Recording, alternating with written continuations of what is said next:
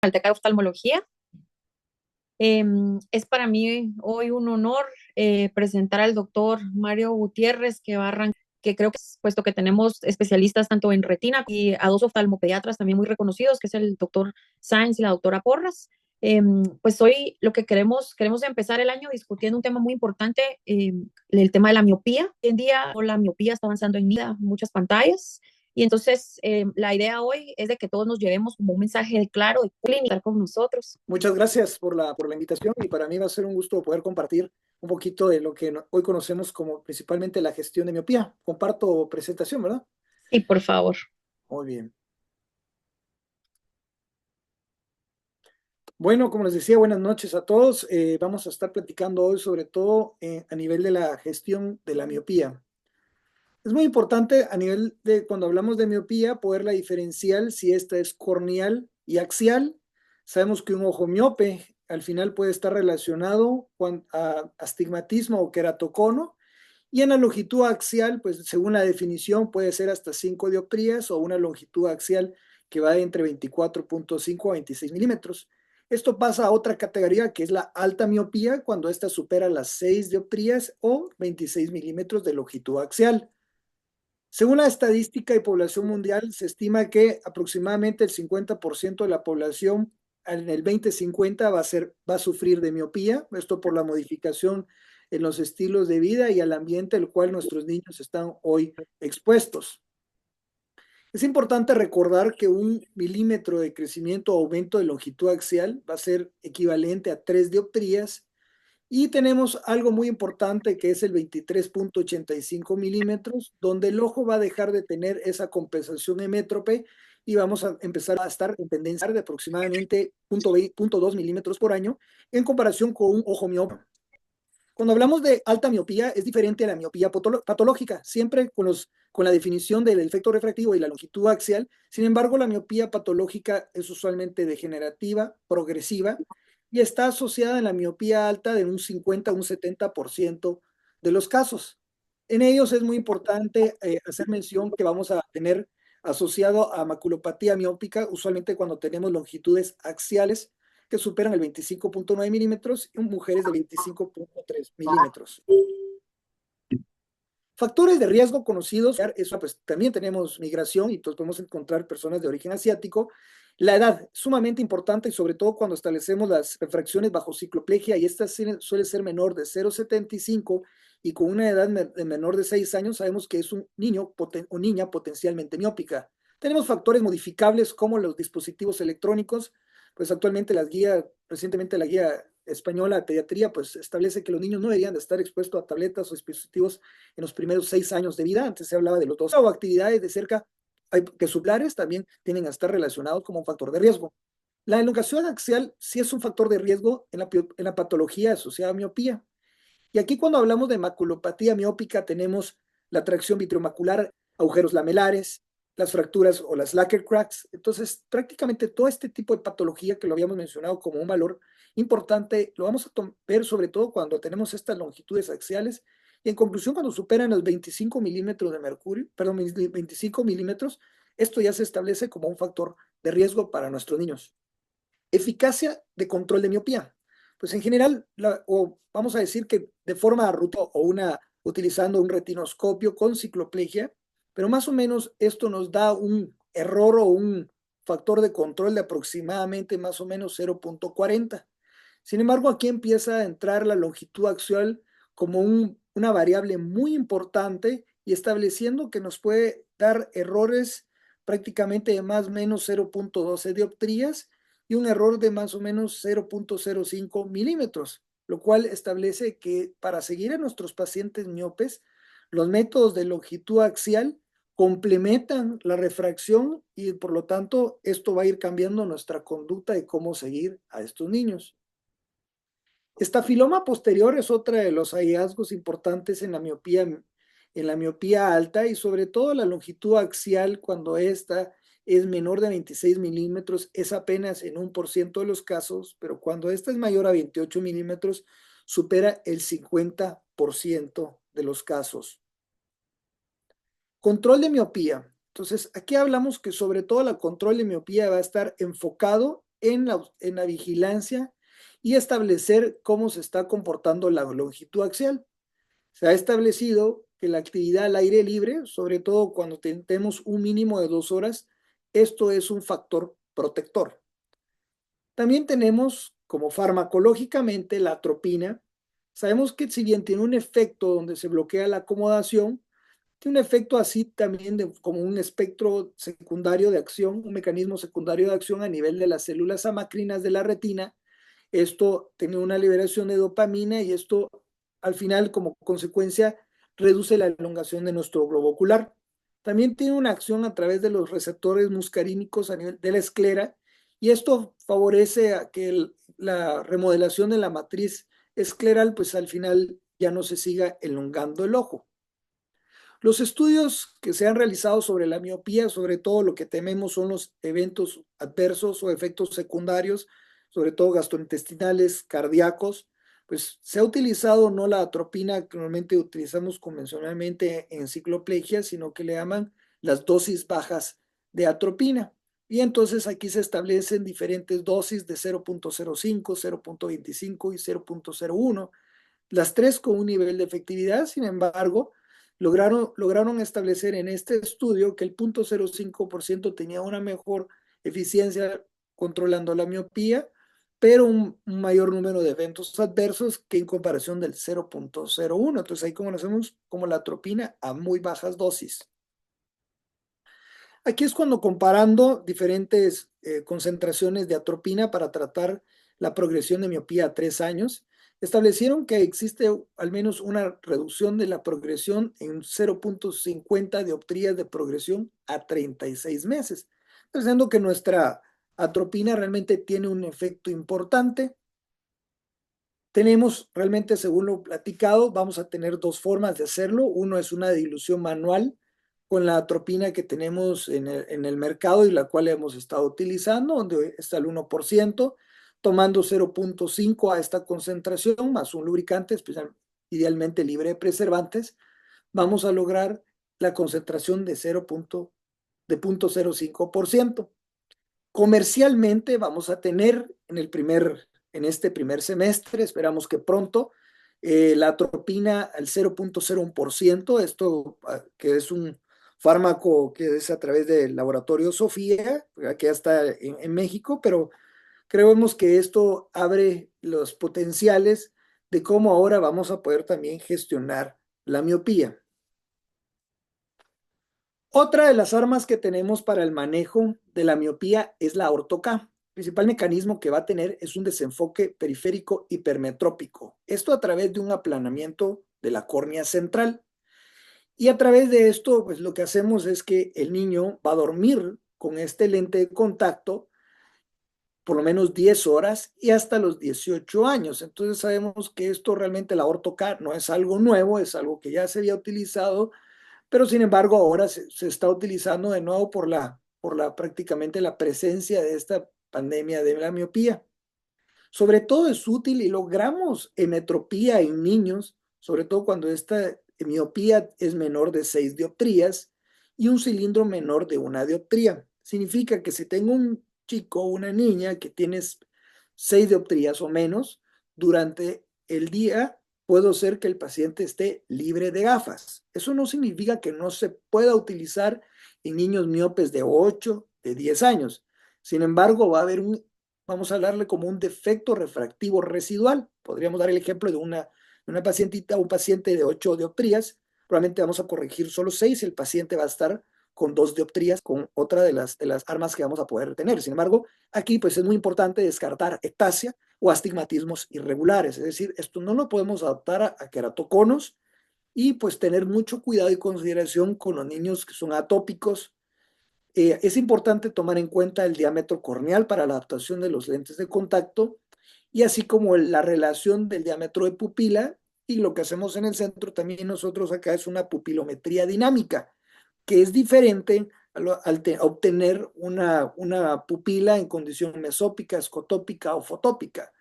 La pupilometría dinámica lo que nos da es la relación y cómo se va a comportar en latencia ¿verdad? Y que está especificada en su imagen derecha inferior.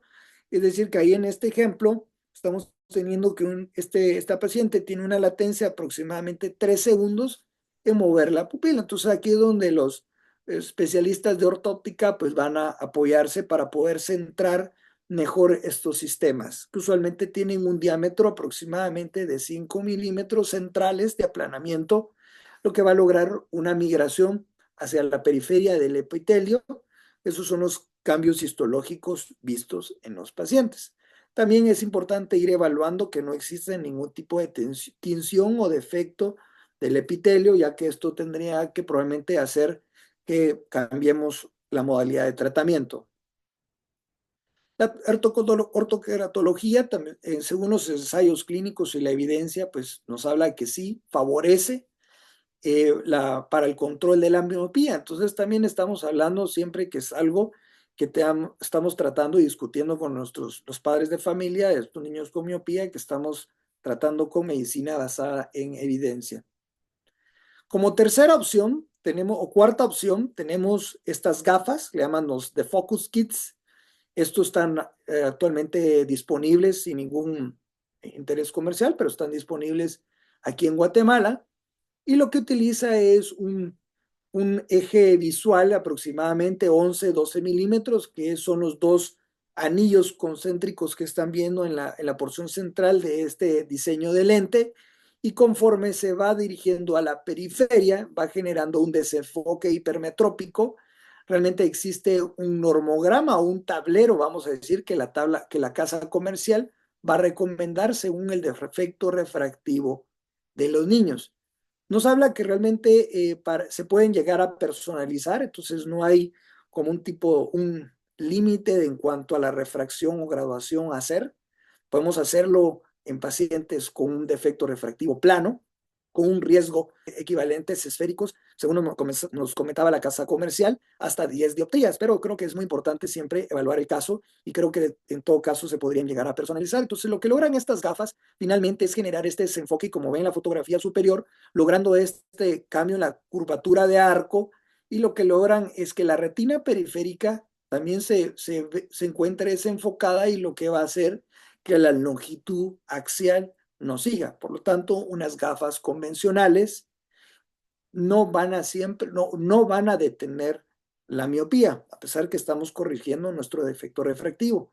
Entonces, regresando a nuestro ejemplo, esta es una opción viable para aquellos pacientes que quizás quieren utilizar la tecnología de la ortoqueratología y con el defecto refractivo residual.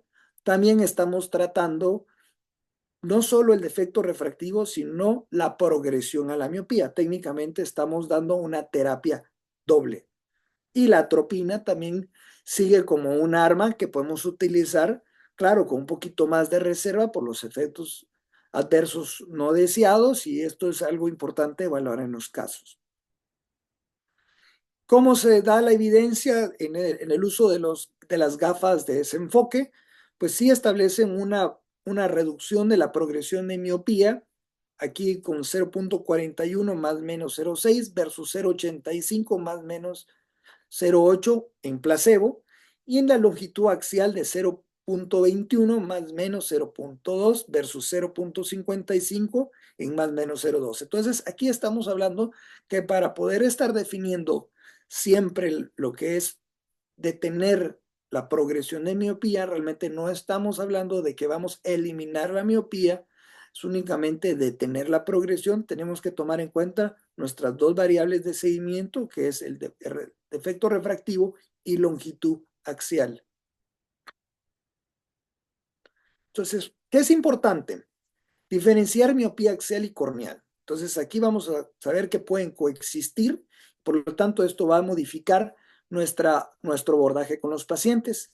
Hablamos mucho de lo que es la gestión de miopía, significa que debemos monitorizar sobre todo aquellos pacientes que tienen factores de riesgo, utilizando la longitud axial y dioptrías.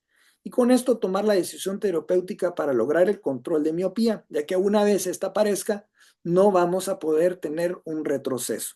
Es decir, aparece miopía y ya se estableció, y en este caso lo único que vamos a poder lograr es detenerla y establecer protocolos de seguimiento, es decir, que los chicos normalmente tendrían que verse, ¿no? Ya cada año, se establecen de seguimientos de cada 3, 4 meses, según el caso y cómo se esté progresando.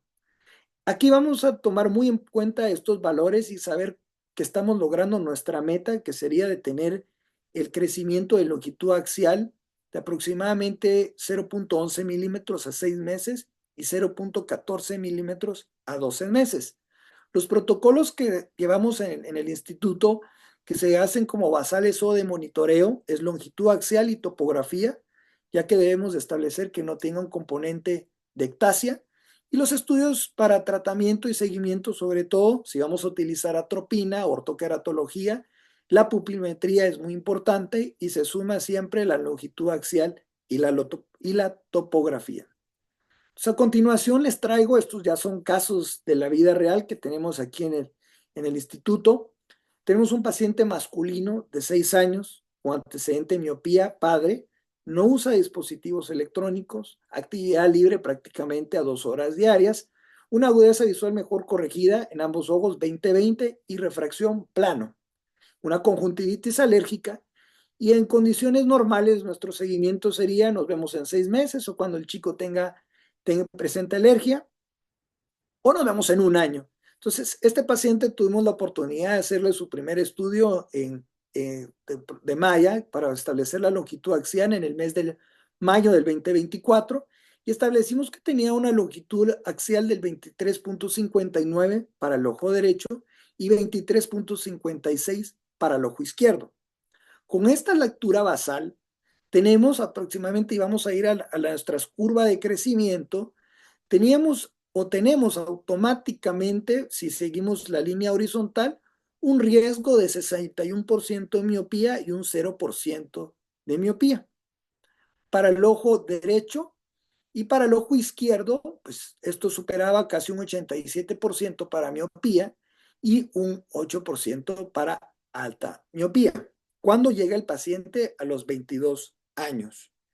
Entonces decidimos hacerle un estudio control en el presente año y vemos que tuvo una elongación o un crecimiento de la longitud axial de aproximadamente 22.22 milímetros para el ojo derecho y 0.19 milímetros para el ojo izquierdo. Conociendo los patrones de crecimiento normal de un ojo, que deberían aproximadamente ser anualmente de 0.2 milímetros y un miope de 0.3, estamos viendo que el paciente tiene casi en un periodo de 8 meses, estamos viendo que está logrando casi lo que debería lograr en 12 meses. Entonces, basado en esto, tenemos que tener nuestras diferentes patrones, bueno, nuestros esquemas de tratamiento. Es un paciente atópico, como muchos niños. Entonces, probablemente la ortoqueratología no sería lo más recomendable. Tenemos atropina, pero estamos hablando que es un paciente plano. Entonces, probablemente no lo vamos a sugerir.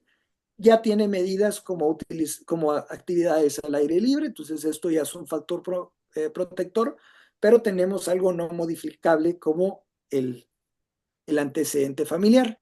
Entonces, el plan en este paciente es dejarle tratamiento con las gafas de focus, la cual se permite dar una refracción de plano con este desenfoque periférico y pues vamos a estarle ya monitorizando más de cerca y pues esperamos poder compartirles qué evolución llega a tener este caso a lo largo del presente año.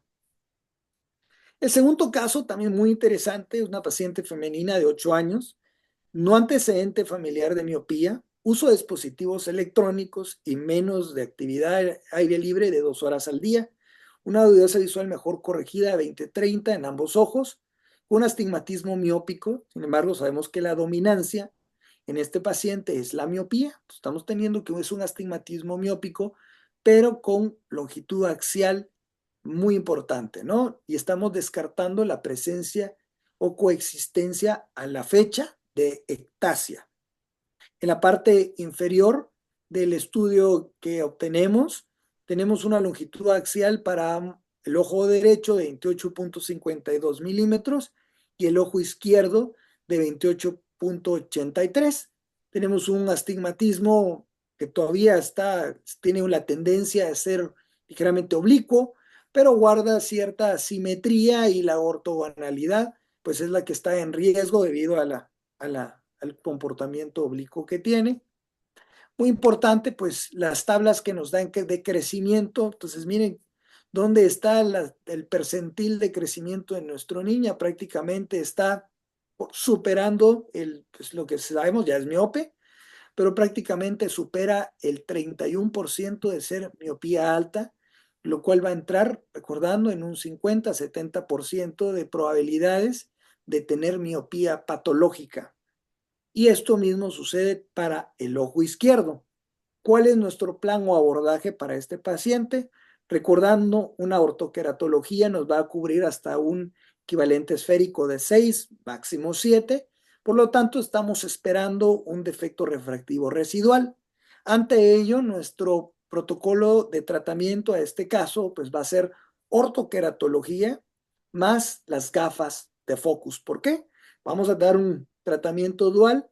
La niña pues también la vamos a enviar desde ya a una evaluación cardiovascular, es decir, un electrocardiograma, por si eventualmente tenemos que utilizar la atropina, recordando que podemos tener arritmias o bloqueos cardíacos asintomáticos, y usar la atropina podríamos complicar las cosas. Entonces, ¿qué queremos? No usarla en primera instancia, pero ya estamos preparando a la paciente si eventualmente podemos usar la atropina. Tendremos el visto bueno de su pediatra para poder utilizarlo. Por último, les traigo un tercer caso: paciente femenina, 8 años, antecedente de miopía, no usa dispositivos electrónicos, actividad al aire libre, 2 horas al día, su agudeza visual mejor corregida, 20/20, ojo derecho, ojo izquierdo, 20/20, es un astigmatismo hipermetrópico compuesto, prominente hipermetropía.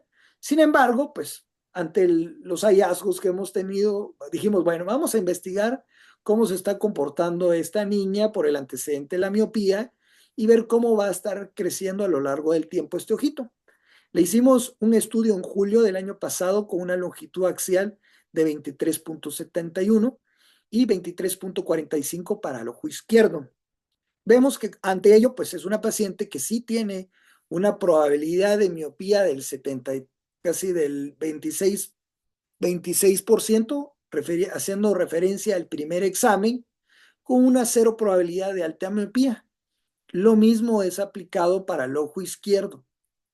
Según el estudio control, pues tenemos ahorita apenas 6 meses, pues tenemos un crecimiento del globo ocular de aproximadamente son 15.15 milímetros para el ojo derecho y 0.10 milímetros para el ojo izquierdo. Entonces estamos dentro del patrón aún de crecimiento, pero vamos a estar siempre vigilando, recordando que el globo ocular va a tener la tendencia a crecer, y sobre todo si estamos midiendo aquí a longitudes axiales, se está estableciendo que es una paciente que está perdiendo o está llegando al shift miópico con esta característica que va ya no poder compensar la metropía. Si bien en el momento ahorita nuestro plan de tratamiento es no vamos a hacer una intervención para miopía, claro, tenemos que hacer un seguimiento con un estudio de Pentacam para ver sobre todo el análisis de progresión de Belin, pues estableciendo los riesgos de anisometropía y riesgo de ectasia, pero probablemente esta paciente no es un paciente independientemente del astigmatismo, sobre todo por el riesgo de miopía, que vamos a empezar a evaluarla probablemente a un periodo más corto, a unos 6 meses probablemente. Entonces, eso es lo que les traía a compartir, cuál es la experiencia, cómo la gestión de la miopía. Siempre hemos estado acostumbrados, cuando éramos niños y cuando ahora pues somos padres, cuando vamos al hijo al pediatra, lo primero que hace es tallarlo y pesarlo, y en base a eso nos da una curva de crecimiento y ver si el desarrollo psicomotor de nuestro niño tiene una correlación. Y esto es lo que nosotros estamos, creo que está cambiando el abordaje y cómo vemos la miopía en niños. Y el ejemplo que les ponía, pues es un niño con antecedente y plano, con 6 años, entonces eso ya es un signo de importancia para poder establecer miopía de edad adulta, y esto es lo que queremos evitar. estas complicaciones de una miopía patológica. Muchas gracias a todos por su atención. Gracias, Mario. Em, no sé si Eric y la doctora Porras se pueden unir a la discusión. Sí, aquí estamos. Pues sería interesante saber cómo es que ustedes, qué es lo que están haciendo ustedes ahorita en la clínica cuando llegan niños con miopía por primera vez, cómo los están abordando. Sí, voy a empezar yo. Bueno, primero tenemos que realmente evaluar el paciente. Nosotros cuando estamos hablando de una miopía y digamos que de un bebé de 1 año, 2 años, tenemos que ser cautelosos porque realmente estamos observando que los genes están alterados. Eso es bien importante que tenemos que tener en cuenta. Entonces, no solamente tenemos que estudiar el paciente como miopía, sino tenemos que evaluarle que no tenga distrofias retinianas, o hay pacientes realmente que tienen problemas congénitos como por ejemplo la sordera sensorial. Entonces, cuando tenemos chiquitos, tenemos que prestarle atención a esos detalles. Tenemos que hacerle un examen exhaustivo del fondo de ojo, que esto incluiría electroretinograma, potenciales visuales evocados, OCT del nervio óptico, OCT de mácula, porque eso nos van a dar mucha información. Además, debemos de enviarlo con el pediatra para que le hagan todos los estudios y que el paciente no tenga ningún otro problema congénito. La miopía se desarrolla por factores epigenéticos. Esto quiere decir que, que el ADN se metila. Entonces, no solamente va a metilar los genes de la miopía, sino que de alguna parte de nuestro organismo. Por eso es importante que le hagamos ese estudio tan profundo a nuestros pacientes. También tenemos que evaluarle, como bien dijo el doctor, queratocono, porque también se puede asociar altamente a queratocono. De hecho, tengo un pacientito de 2 años que presentamos en Vancouver que tenía 2 años con una miopía de -2 y un astigmatismo de -2 también. Y resulta que tenía también queratocono. Entonces, de principio es cuando tengamos a nuestro paciente de entrada y le veamos una miopía magna o una miopía grande, acabo de tener un chiquito con -4 de 2 años, también les recomiendo mucho que les hagan un examen profundo. Ok. Eric. Sí, a mí pues me parece un tema interesantísimo, sobre todo lo que nos está contando Mario. Y algo que hemos platicado con algunos oftalmólogos pediatras y en alguna ocasión en una de las conferencias que dio Mario también lo platicamos, es que nos estamos aproximando a, así como dijo Mario, que en el pediatra vemos el crecimiento del niño sano, vamos a terminar viendo, o vamos es el futuro muy cercano, el crecimiento del ojo sano.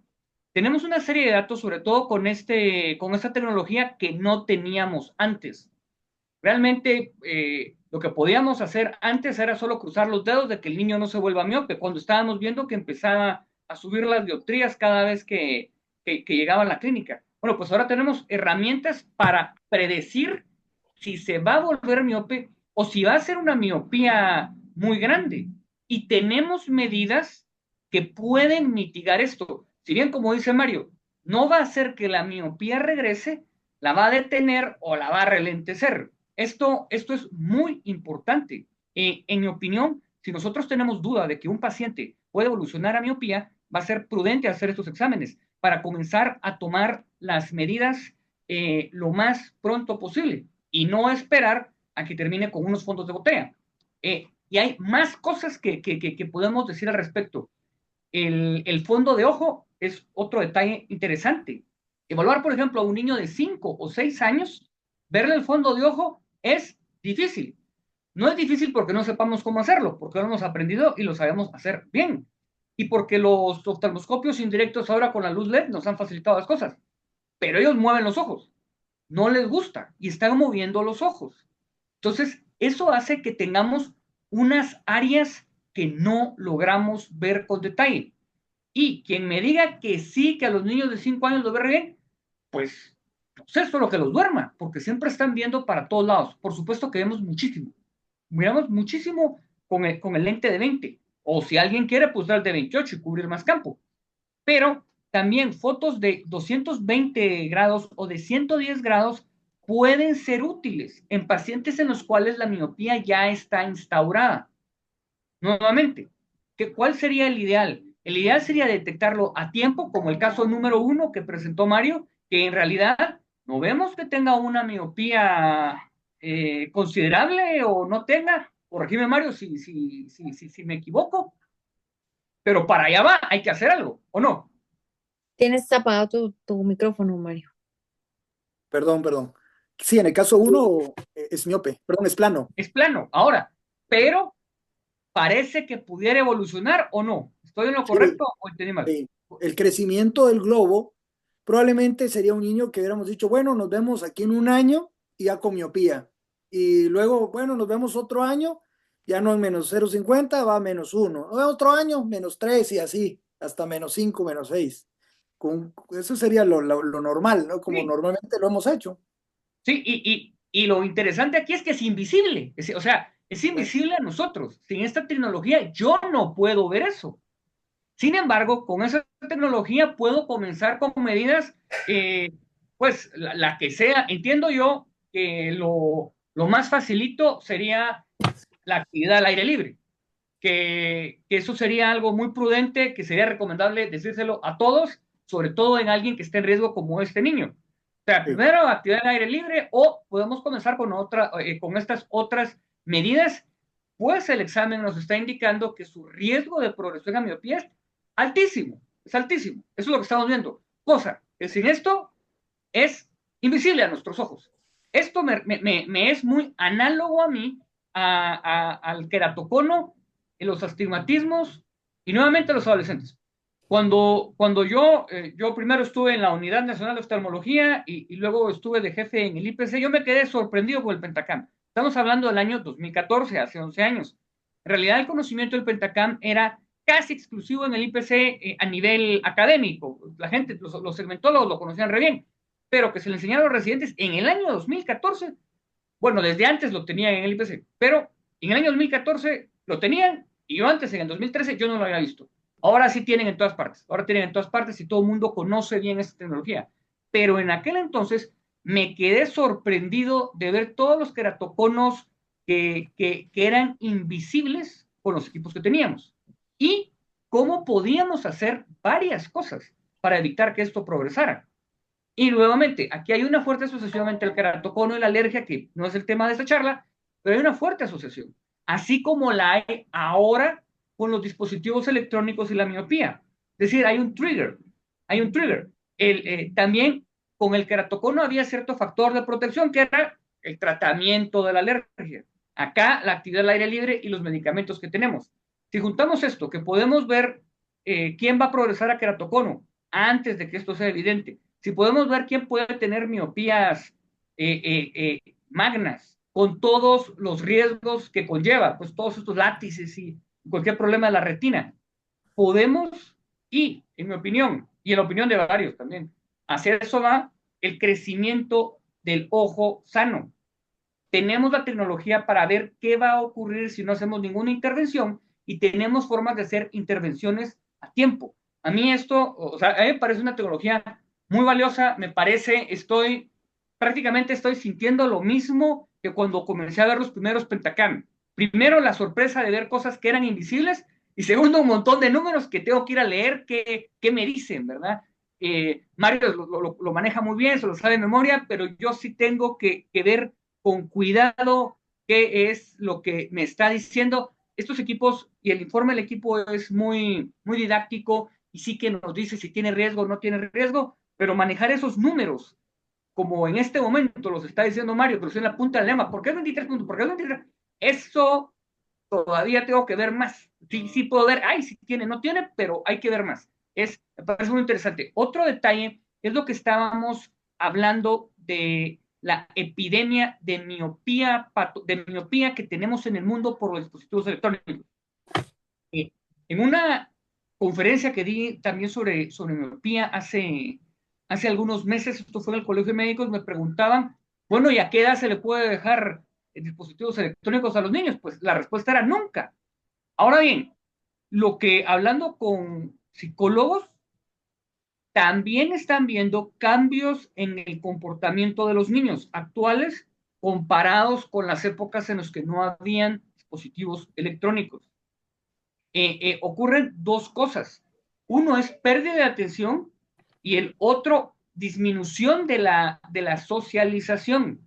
Es decir, los niños por estar jugando con el celular están dejando de socializar en la calle o teniendo actividades que normalmente deberían tener los niños. Y los psicólogos ya están viendo problemas por esto. Y hay que sumarle que si estas ondas de luz, que son de luz entre azul y amarillo, que tiene la luz LED, si son de noche, inhibe la producción de melatonina y puede afectar también el sueño. Es decir, esto lo sabemos. Yo convivo con muchos neurólogos que hacen terapia del sueño. Se sabe que esto altera el sueño. Por ejemplo, la mesita de noche que tenemos al lado de la cama para leer un librito en la noche debería tener una luz incandescente. ¿Cuál es esa? La bombilla vieja, que da luz entre el espectro rojo, infrarrojo y amarillo. Porque esta relaja. La luz LED, no. La luz LED nos inhibe la melatonina. Ahora, ¿y eso qué le está haciendo a los niños? No lo sabemos hoy. Creo que me dicen los neurólogos que alguien está haciendo un estudio, pero no tenemos datos puntuales hoy de esto, en qué les afecta además del sueño. Entonces, aquí hay muchas cosas de qué hablar. Podemos, por el momento, como concluir que tenemos una nueva tecnología muy útil, con el cual podemos ver cosas que son invisibles y que podemos tomar conductas para que no lleguemos a una miopía alta. Esto sumado a que también tenemos formas de verlo con respecto al astigmatismo. Y bueno, pues eso es lo que quería comentar. Yo quisiera también solo preguntarles, porque digamos, esto está muy bien, si yo en mi clínica tengo Pentacam, si yo en mi clínica, pero digamos, yo lo que quisiera es que nos lleváramos hoy de aquí como perlas, porque niños con miopía vemos todos, y más ahorita en enero estamos empezando el año, muchos niños llegan porque quieren hacerse su evaluación que les pide el colegio, entonces digamos, qué perlas, o sea, si yo no tengo Pentacam en mi clínica, eh, ¿verdad? Porque estoy en el interior o qué sé yo, ¿cuál sería la mejor forma de abordar a estos niños, darles este seguimiento para evitar que la miopía progrese?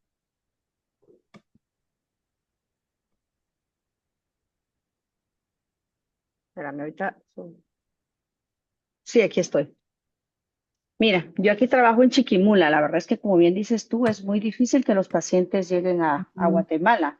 Lo que tenemos que hacer es refractarlos, ¿verdad? Yo les recomiendo que los refracten manualmente porque realmente es una mejor medición a que lo hagamos con autorrefracteratómetro, porque al medir realmente, cuando tú lo refractas y de verdad llegas al polo posterior, te está dando una medida bastante exacta de una miopía. O sea, tienes que dilatar al paciente y refractar. Entonces, eso es lo más importante que puedes hacer en tu clínica.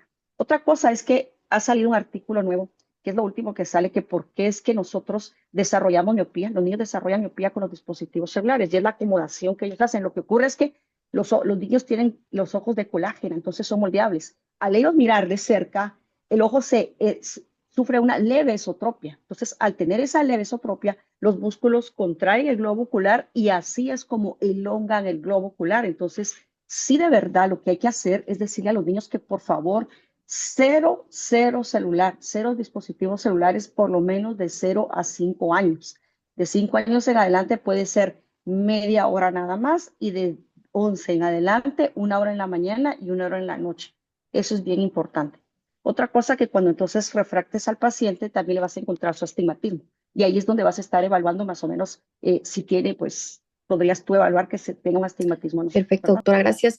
Y respecto, ¿usted toma alguna consideración por lo que decía el doctor Gutiérrez de los lentes convencionales? Digamos, el diseño de los lentes convencionales, o sea, si hay estudios que demuestran que miopizan aún más al paciente por los prismas. Como son uniones de prismas, pues obviamente en la periferia hay -5 en el centro, en la periferia probablemente esa graduación va a ser un 5,50, casi un 6.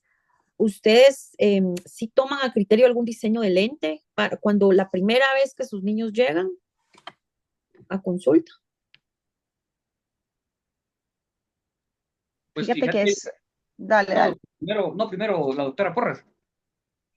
Oh, no, ya que, no, dale. mira, lo que pasa es de que los lentes de focus y modelos semejantes son muy recientes.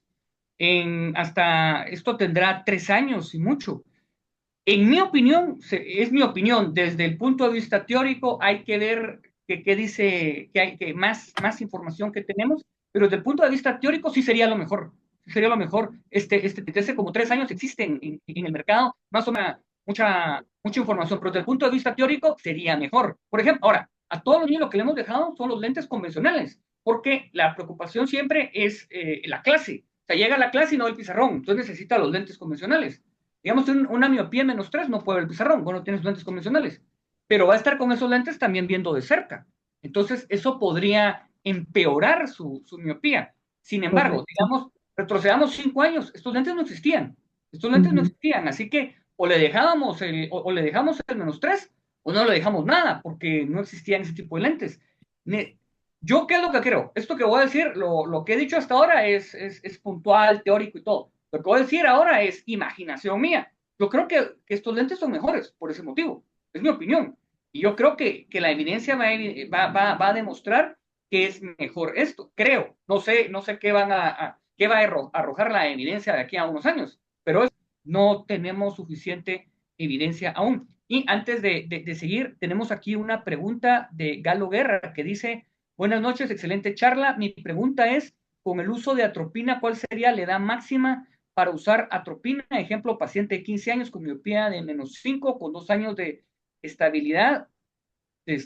¿Ustedes le darían atropina?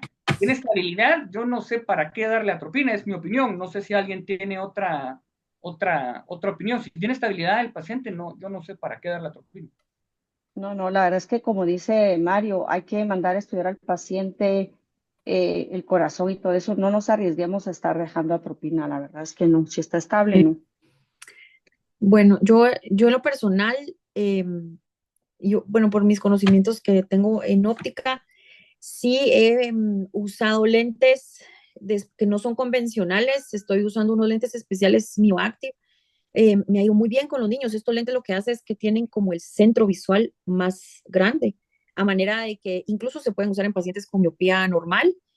Todos sienten un confort. Incluso yo tengo un par de médicos que se los he dado y sienten un confort mayor. Y sí me dicen que a la hora de leer, porque no tienen ese efecto prismático. Lo he probado en niños y hasta el momento tengo más o menos año y medio de usarlos. Sí he logrado detener la progresión de la miopía antes de usar lentes de foco, digamos. Entonces sí cambié el diseño del lente convencional por unos lentes que tienen un eje visual más grande, que son diseñados de hecho con inteligencia artificial, ¿verdad? Esto ha ayudado. Yo no sé si ustedes también utilizan el filtro de luz azul. Yo en lo personal a los niños se los quité. Eh, Siempre diciendo a los papás que no es recomendable que vean dispositivos, que lo mejor es limitarles el tiempo, pero les quité el filtro de luz azul y les expliqué que era importante que pasaran horas al aire libre. Y la idea es precisamente permitir el adecuado crecimiento del ojo con la exposición a la luz solar. No sé si ustedes también tienen alguna estrategia Sí, con como es creo que es filtros. algo que se empezó a discutir y se puso como de moda cuando empezó lo de la pandemia, muchos expuestos a dispositivos, pero realmente es algo no sugerido. Los niños realmente están estimulándose y tienen que ver todos los espectros de luz visible. Entonces, al estar bloqueando la luz azul, si bien sabemos, entonces técnicamente creo que por lo menos en menores de 15 años, mientras estén en estado de desarrollo neurovisual, no deberíamos dejar filtros más que tal vez un Correcto. antirreflejante, pero realmente no, y no dejar estos de luz azul. Muy bien. Me parece, sí. Tenemos, sí, Aquí sí, hay no, otra dale, dale. pregunta. Sí, dice si algunos de ustedes miden pacientes niveles de vitamina D en sangre como un factor de riesgo asociado a progresión de miopía. No sé No, nada, yo yo nunca, no mido no sé si hay algo. regularmente todos. Si ustedes se sacan examen de vitamina D, les puedo asegurar que todos tenemos deficiencia de vitamina D. De hecho, es la causa de las enfermedades, esclerosis múltiple y pues esas enfermedades que ya sabemos que son muy severas. Pero no tengo experiencia en sacar vitamina D, no he leído en ningún artículo que diga que lo tienen que hacer. Lo que tenemos que hacer es pues salir al sol, pero interesante, vamos a buscarlo porque si no, no lo he escuchado. Mario, yo también quería preguntarte, ¿cómo te ha ido con los niños con orto K? ¿Cómo te ha ido con, pues, cómo ha sido la adaptación de los niños y los papás a los lentes? Sí, bueno, realmente buscar el perfil del paciente es lo primero, es decir, Ujú. que al final creo que es un niño que no debe tener alteraciones de superficie ocular, también no tiene que tener ninguna patología corneal. Tercero, pues los pacientes, los padres tienen que tener un nivel, vamos a decirlo, neurocognitivo los padres para que puedan aprender a quitar y que tengan un buen aseo, ¿no? A partir de ahí, yo creo que de ahí se parte. Si vemos que ya el niño se logra adaptar, realmente logran una muy buena adaptación. Y en general, pues es esto, usualmente los pacientes llegan a hemetropía, pero cuando no es miopía alta, cuando sí son miopías arriba de 5 pues van a quedar con un error refractivo. Entonces yo sí, siempre, como todo, siempre he pensado de ir de lo menos invasivo a lo más invasivo, como cualquier procedimiento quirúrgico. Creo que lo primero es modificar estilo de vida. Si vemos que a pesar de esto, porque antes, como le digo, no había una forma de documentarlo y menos enseñarle al padre, mires, el ojo está creciendo, ¿verdad? Entonces yo creo que ahí es algo que nos va a ayudar a poder enseñarle al padre. Entonces, número uno es actividad al aire libre. Número dos, yo me iría a algo menos invasivo, que en este caso son las gafas. Tres, Ujú. buscaría como una opción de ortoca. Cuatro, y como última opción me estaría inclinando a la Ok, tropina. Y como, igual que un keratocono, ¿no? Al final tenemos que ver que haya progresión para actuar, ¿verdad? Los keratoconos pueden ser subclínicos y estar muy estables, y hay otros que son muy agresivos, pero tenemos que actuar bajo evidencia. Sabemos que si bien el cross-linking, pues cambiando un poquito de evidencia, pues también hay queratitis inflamatorias estériles y leucomas y baja visual, entonces también yo creo que individualizar y establecer y documentar la progresión. Podemos usar refractiva, la parte refractiva, claro, porque sobre todo si no se tiene la tecnología, pero creo que a estos pacientes, si tenemos la parte refractiva, entonces tenemos que pegarnos más a ellos, no verlos cada año o cada 2 años, sino que debemos de ser muy enfáticos con los padres que deben estar evaluándose más de lo que normalmente deberíamos de examinar. correcto. Algo que también puede ayudar bastante con el seguimiento de estos pacientes es el biómetro. O sea, de hecho, si alguno cuenta con biometría en su clínica, uno puede tomar las longitudes axiales y para más o menos darnos una idea que vaya con un crecimiento normal, el ojo, o tener de alguna forma de seguirlo, ¿verdad? Y como decías bien, Mario, son niños que no se pueden ver una vez al año. Incluso dependiendo de qué tanto, o, ¿verdad? O más seguido, cada 3 meses. Sí, Sí, cuando estás tratando niños, sí los tienes que evaluar cada 3 meses porque les dejas lentes y tú tienes que revisar cada 3 meses correcto. si la graduación que dejaste es la correcta. Entonces, el niño se tiene que evaluar a los 3 meses y si todo bien a los 6, salvo que no sea miopes, a los 6 y de ahí a la. Entonces, sí es importante, después que ustedes dejen lentes, evaluarlo a los 3 meses. Gracias, doctora. Aquí hay una pregunta, dice, ante el hecho de no disponer de lentes especiales como los de Focus, ¿qué consideran de dejar subcorregidos a los pacientes entre un rango de -0,50 a -0,75, utilizando el principio óptico de dejar el foco por delante de la retina? No sé si lo han hecho ustedes. Yo no lo he hecho, no lo he hecho, no sé si alguien ha hecho esto, no sé si alguien tiene información al respecto, si lo han hecho, yo no lo he hecho, y no tengo información ni conocimiento al respecto. No, yo tampoco. Lo que he escuchado que dejan son bifocales, pero yo tampoco he dejado bifocales. Sí. Bueno, aquí hay otra pregunta también del doctor Galo Guerra. Dice, ¿cuáles serían las edades tanto inicial como edad tope para el uso de atropina al 0,01 o al 0,05? Pues realmente no hay edades. La verdad es que depende de la miopía. Como bien dice Mario, hay que individualizar cada paciente, ¿verdad? Entonces, imagínate si un paciente te llega de 2 años con -5, -6, pues entonces ahí tendrías que hacerle todo lo que ya platicamos, dejarle lentes. Si no mejora, ves que es agresiva la miopía, pues ahí definitivamente, ordenadamente, ¿verdad? No antes. Y no Lo que hay dice la doctora Porras, sí, no hay un consenso, no hay como una tabla de que a tal edad sí, esta y este el otro, sino que será como un tratamiento escalonado, tratando de no llegar a fármacos que son potencialmente peligrosos, ¿verdad? Los asiáticos son los que tienen más experiencia en esto, pero creo que mejor es hacerlo algo escalonado y si vemos que aún así avanza, pues sí, utilizarlo. Sí, Ok, como, aquí otra pregunta. Dice, ¿qué opinión tienen sobre la vitamina C que se usó como complemento en tratamiento de keratocono? solo, Pregunta uno. Y dice, segundo, ¿qué hay con respecto a los jóvenes adultas que son miopes y quieren hacerse cirugía refractiva con respecto al embarazo? aquí respondiendo un poquito también a la pregunta previa. La mayoría de los estudios de atropinas han sido en niños de mayores de 6 años, que son los que normalmente toman como criterios de inclusión, entonces podríamos basarnos como una edad, o que estemos buscando durante el crecimiento del niño, es decir, de detener la miopía, ya sea utilizando atropina, ortoqueratología, al suspenderlo, y él no ha llegado a la edad de crecimiento, que al final sabemos que el globo ocular es a los 21 años, o sea, la miopía va a seguir progresando. Ejemplo, yo empiezo a tratar a un niño a los 6 años con atropina, suspendo la miopía a los 10 años, puedo tener un efecto rebote y la miopía volver a empezar a crecer. Entonces, realmente son efectos que se logran mientras los pacientes están en tratamiento. En cuanto a lo de la vitamina C, pues uno, bueno, usualmente probablemente tiene efecto de reepitelización, ¿verdad? Como Ujú. sabemos que estimula ahí la producción de colágena. Y en mujeres embarazadas, pues sabemos de que esto puede generar por todo lo que son las hormonas, puede haber un crecimiento o una regresión, pero yo creo que aquí es hablarlo con cada paciente, pero pues yo creo que es como, no Yo sé. en mi experiencia no, o sea, sí, pues yo hago mucha cirugía refractiva. Nunca he tenido ninguna paciente que luego del embarazo le vuelva la miopía, digamos, o pues usualmente se miopizan durante el embarazo y luego regresan a su longitud axial normal, les regresa, entonces no llegan a necesitar lentes.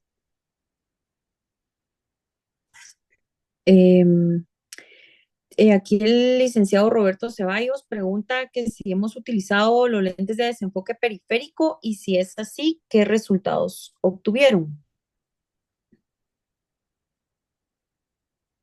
Entonces no sé si usted los ha utilizado, doctor. No, yo no he utilizado los de Yo desenfoque, tampoco. fíjate, no. Luego, bueno, ahorita vamos a empezar a usar con bueno, es su primera experiencia y realmente no sé cómo comportarlo, pero, pues, pero se los comparto pero no tengo experiencia actualmente a largo plazo en cuanto hablando de longitud axial y así como desempeño visual. Es decir, tengo un paciente plano de metro P20/20, que esto no afecte su visión. Todavía no le puedo dar respuesta.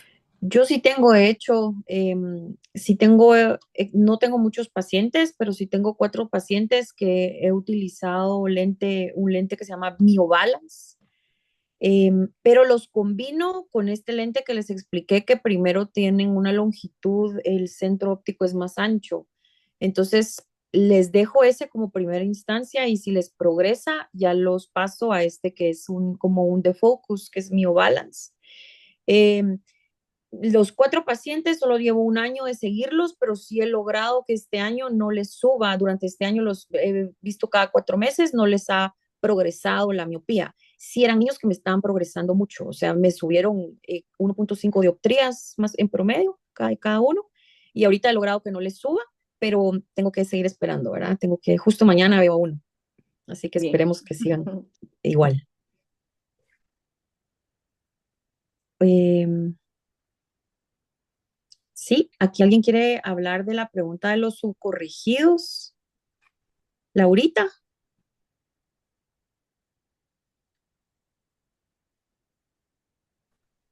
Hola a la doc- todos. Ay, perdón. Buenas noches.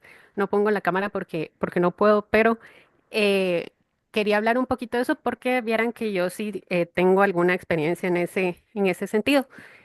Em, en un proyecto en el cual yo trabajo en el extranjero, se habló de esto precisamente como un mecanismo para poder apoyar a los niños a tener pues una posibilidad de lentes cuando no teníamos acceso por la situación económica, porque sale mucho más caro un lente de estos especiales para miopía, pues de solo subcorregirlos.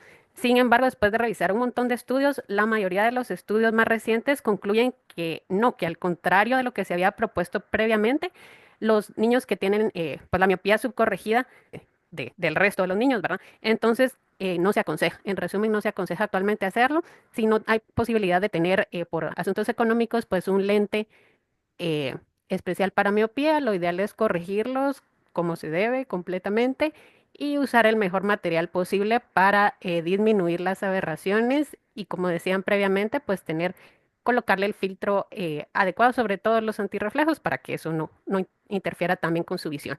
Pero en cuanto a su corregirlo, no se aconseja actualmente. Ok, muchas gracias. Muchas A gracias, Laura. ustedes. No sé si alguien más tiene alguna pregunta o algún comentario.